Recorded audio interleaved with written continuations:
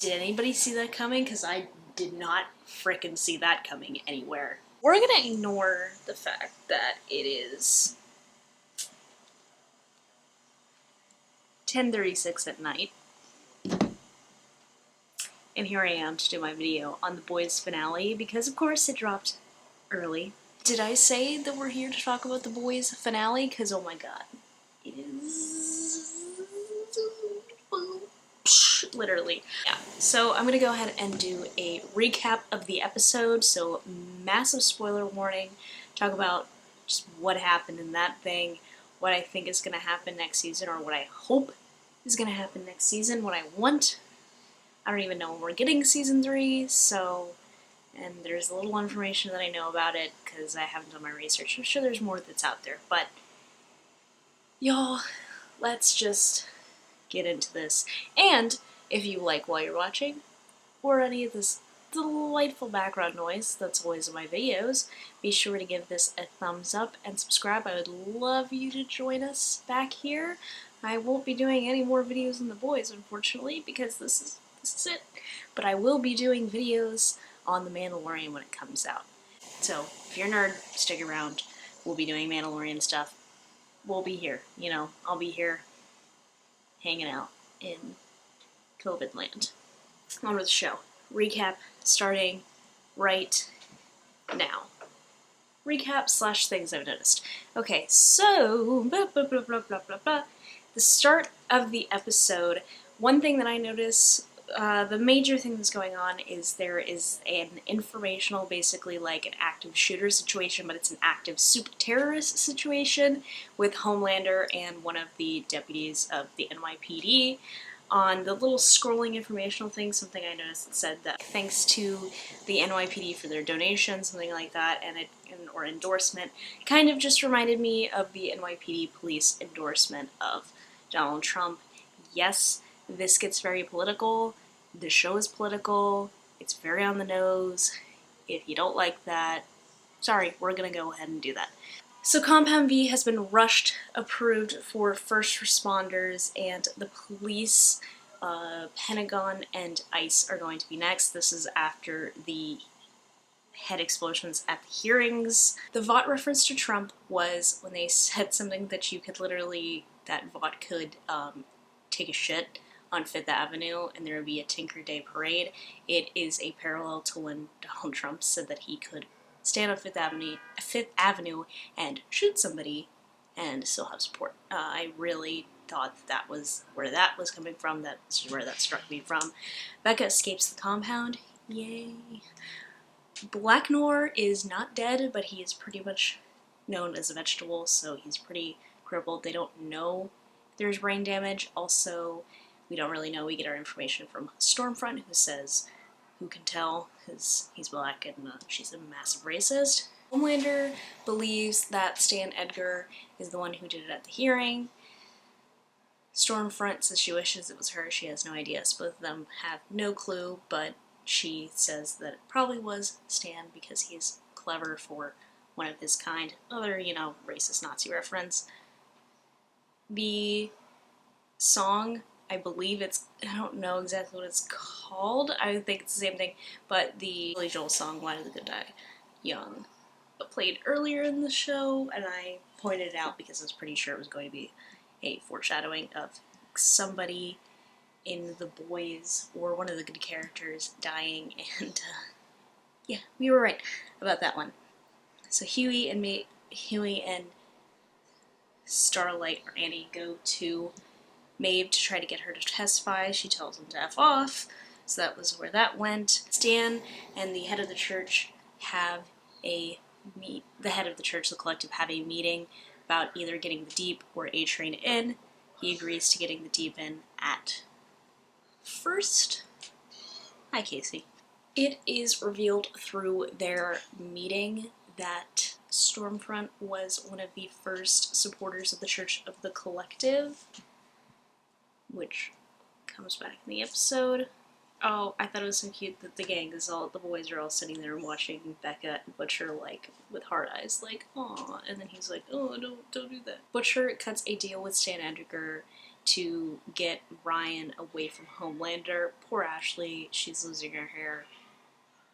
She made it to the end of the season though, so good for her. With all the death this season, it's kind of shocking. Ryan goes to a place called Planet Vought, which assumes it looks like Planet Hollywood. Kind of like that. It looks a little bit like that. Stormfront, with Stormfront Homelander, and just completely freaks out. The big bombshell, which we saw in the trailer, was that A-Train gives Huey and Annie, or Starlight, the information on Stormfront that she is Nazi.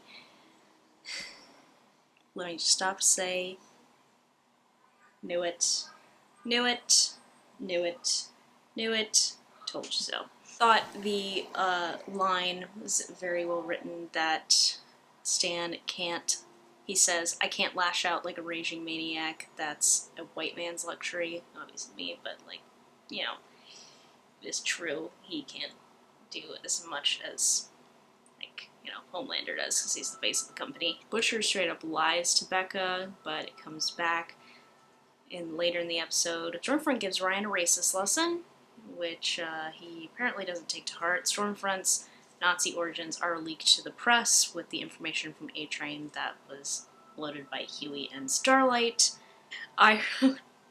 Girls get it done, because yes, baby, they do. And I thought it was really funny that Frenchie was like, girls do get it done.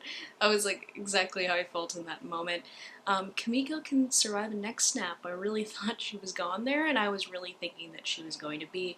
This is not a surprising fake out, because I feel like the episode really was building to her death, but I think it was to sidestep the other death. Becca straight up stabs out Stormfront's eye, which I'm like, damn, and that looked creepy as hell too. Then there's kind of like a blackout and all this sort of thing. Ryan, it's revealed basically that Ryan completely charged Stormfront, basically taking off her arms and her legs, but accidentally gets Becca. So Becca unfortunately does die. Rip to Becca.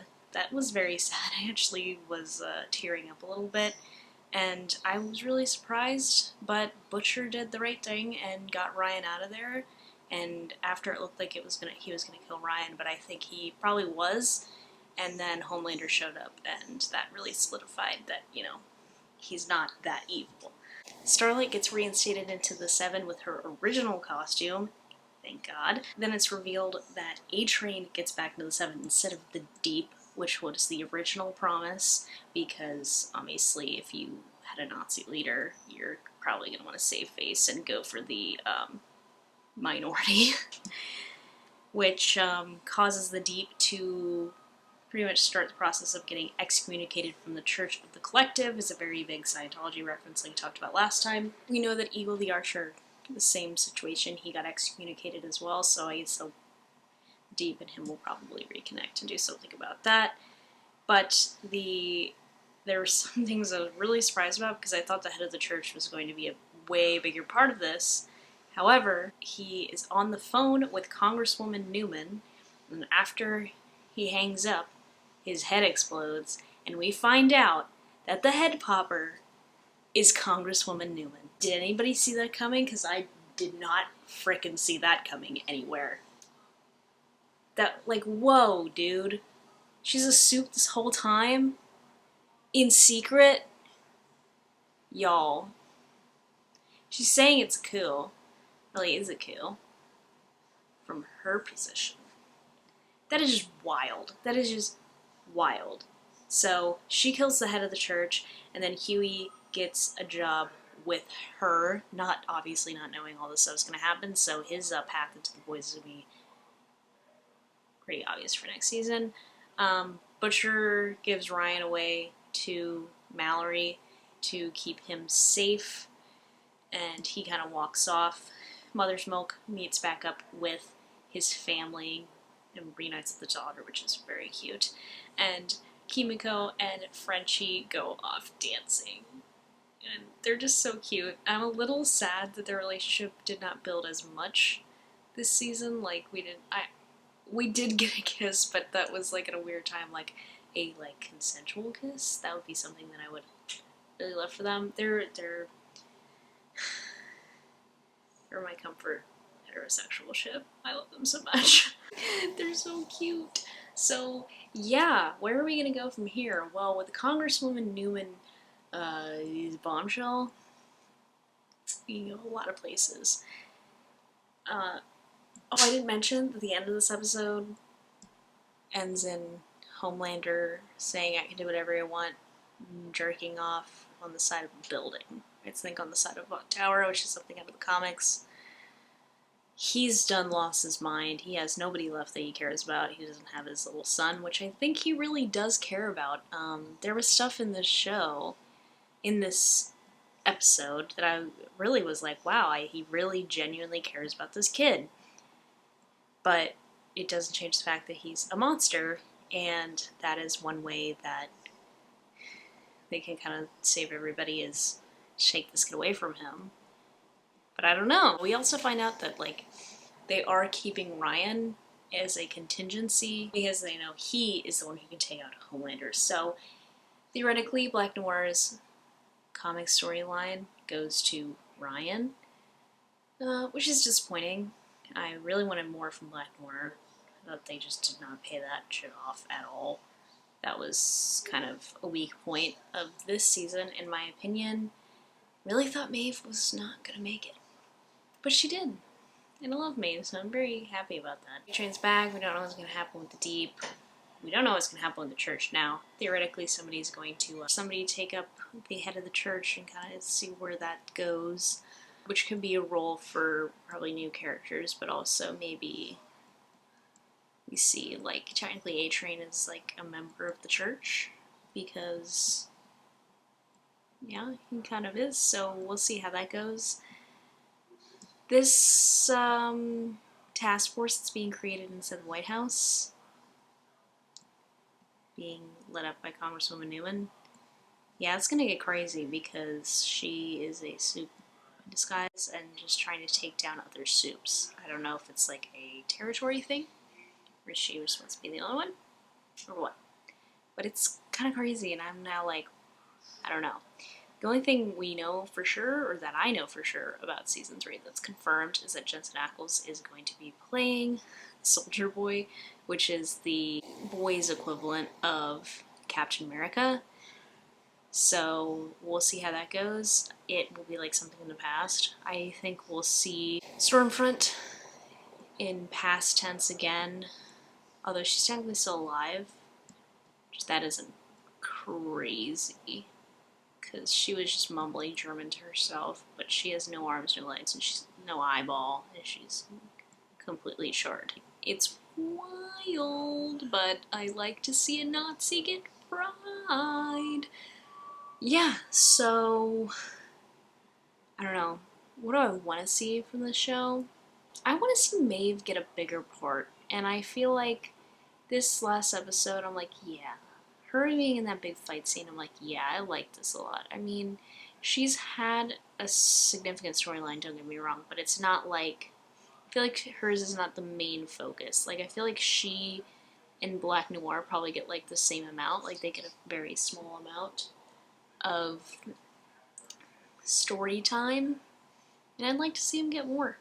Even if we didn't get, you know, the importance of, like, Black Noir in the comics, I hope we get, like, a more fleshed out background for Black Noir. Is he gonna even survive? We don't know. Stormfront can even survive. Probably, because she's 100 years old and we don't know what kills her. We know that Ryan can maim her. That's about it. I'd like to see the future of Ryan. Don't know what's gonna happen for Butcher next. Is there gonna be more love in Butcher's life? Probably not. I'm excited to see where Frenchie and Kimiko's relationship goes. I'm excited that she can survive a neck snap. What can kill her? I don't know, but I'm excited to see. I'm excited that Starlight is back in her original costume, because I hate her new one. It's disturbing. Just excited to see Homelander go absolutely apeshit.